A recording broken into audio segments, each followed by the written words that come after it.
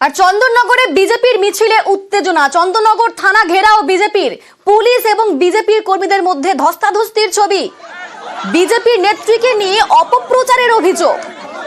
দেখুন সেই ছবি, চন্দননগর থানা ঘেরাও বিজেপির, আর সেখানেই পুলিশের সঙ্গে বিজেপি কর্মীর ধস্তাধস্তির ছবি একেবারে প্রকাশ্যে।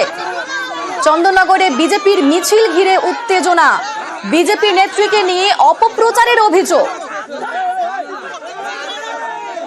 আমাদের সঙ্গে এই মুহূর্তে সরাসরি রয়েছেন প্রতিনিধি সোমনাথ। সোমনাথ, বিজেপি নেত্রীকে নিয়ে অপপ্রচার, ঠিক কি অভিযোগ, কেনই বা এই মিছিল শুরু হলো, ঠিক কি ঘটনা ঘটলো?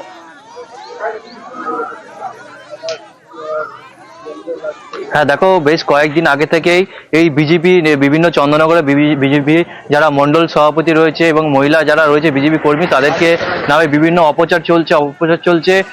কুরুচিকর কথা লিখছে ফেসবুক ফেক অ্যাকাউন্ট করে। 5 দিন আগে এই বিজেপি কর্মীরা তারা চন্দননগর থানায় যায়। চন্দননগর থানায় গিয়ে যে তাদের নামে কুরুচিকর কথা লিখছে এবং এই ফেক অ্যাকাউন্ট দিয়ে সেটা তারা জানায়। কিন্তু চন্দননগর থানা নিষ্ক্রিয় থাকে, কোনো রকম তাদেরকে কোনো সাহায্য করে না এবং সদুত্তর কিছু পাওয়া যায় না। কোনো রকম তারাও জানায় যে এরকম দীর্ঘদিন ধরে চলছে এবং তাদের নামে বিভিন্ন রকম তাদেরকে বিভিন্ন উচ্চ যারা নেতৃত্ব রয়েছে তাদেরকে ট্যাগ করে বিভিন্ন কুরুচিকর মন্তব্য লিখছে। সেই জন্য আজ তারা কি করে চন্দননগর রানীঘাট থেকে তারা যে চন্দননগর থানা রয়েছে থানা অবধি তারা মিছিল করে আসে এবং তারা পুলিশ থানাতে ঢোকার চেষ্টা করে এবং পুলিশ কর্মীরা যারা ছিলেন থানায় সেই সময় যারা ডিউটি ছিলেন সেই সময় তারা আটকানোর চেষ্টা করে। তাদের সাথে বিজেপি কর্মী তাদের সাথে ধস্তাধস্তি শুরু হয় এবং ধস্তাধস্তিতে বেশ কিছুক্ষণ ধস্তাধস্তি চলে। তারপর বিজেপি কর্মীরা যখন থানার মধ্যে না ঢুকতে পারে তখন তারা গেটের সামনেই বসে পড়ে এবং এখনকার কি পরিস্থিতি? দেখো, যখন তারা রাস্তায় বসে পড়ে তারপর পুলিশ তাদেরকে বোঝানোর চেষ্টা করে যে তাদেরকে যে যারা এই অপরাধী রয়েছে, যারা এই রকম ধরনের ঘটনা করছে তাদেরকে চিহ্নিত করার চেষ্টা করছে।